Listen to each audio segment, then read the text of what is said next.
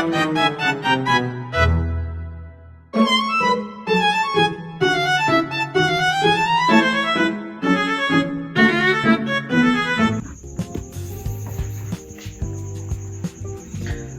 semuanya, perkenalkan nama saya Budi Widya Saputra, nomor absen 16 dengan NIM 2306904146. Baik, di video kali ini saya akan menjawab pertanyaan dari mata kuliah komunikasi bisnis untuk tugas UTS.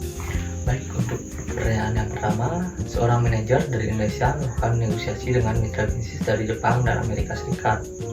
Dalam prosesnya, pihak Jepang merasa komunikasi terlalu langsung, sementara dari pihak Amerika Serikat merasa komunikasi terlalu berlibat.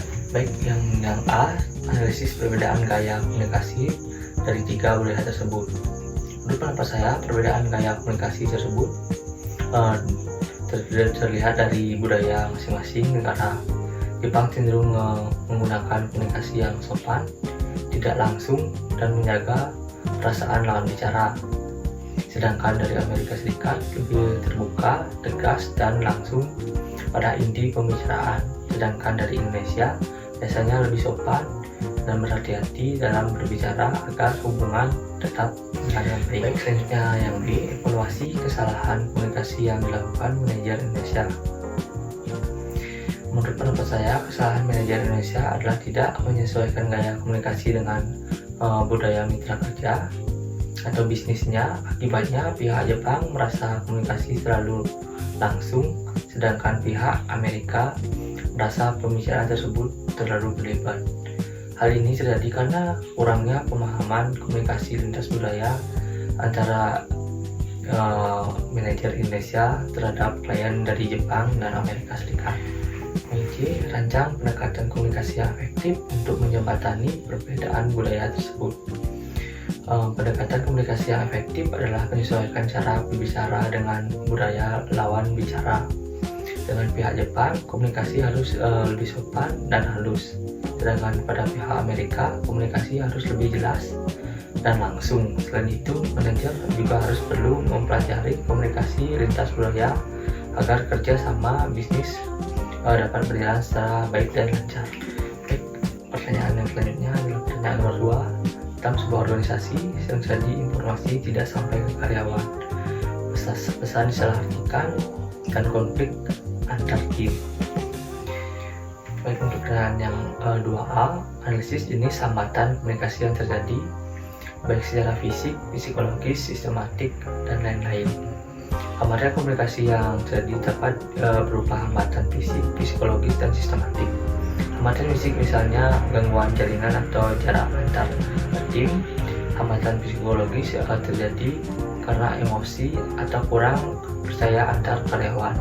Sedangkan hambatan dari sistematik terjadi karena perbedaan pemahaman terhadap pesan yang disampaikan oleh atasan ataupun rekan tim. Baik, yang selanjutnya adalah yang 2B, evaluasi dampak terhadap kinerja organisasi. Dampak hambatan komunikasi adalah pekerjaan menjadi tidak efektif, informasi sulit atau sering salah dipahami, dan konflik antar tim semakin meningkat. Hal ini juga dapat menurunkan produktivitas dan hambatan pencapaian tujuan dari sebuah organisasi tersebut. Baik, yang selanjutnya adalah 2C, rancang solusi berbasis prinsip komunikasi bisnis efektif. Menurut pendapat saya, solusi yang dapat dilakukan adalah menggunakan komunikasi yang jelas, singkat, dan mudah dipahami. Organisasi juga perlu membangun komunikasi terbuka, menggunakan media komunikasi yang tepat, dan memberikan pelatihan komunikasi kepada karyawan. Baik, untuk pertanyaan yang ketiga, sebuah perusahaan startup di Bali menggunakan media sosial dan email untuk berkomunikasi dengan pelanggan internasional. Namun banyak pelanggan mengeluhkan respon lambat, bahasa yang kurang profesional, dan kesalahpahaman antar budaya. Baik, untuk yang 3A, analisis masalah komunikasi yang terjadi berdasarkan prinsip dasar komunikasi bisnis.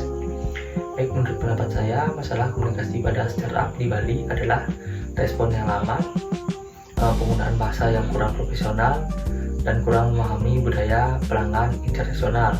Hal ini menunjukkan komunikasi yang pada bisnis belum dilakukan dengan baik ataupun efektif. Baik, selanjutnya yang 3B, evaluasi peran teknologi informasi dalam mempengaruhi atau memperbaiki masalah tersebut.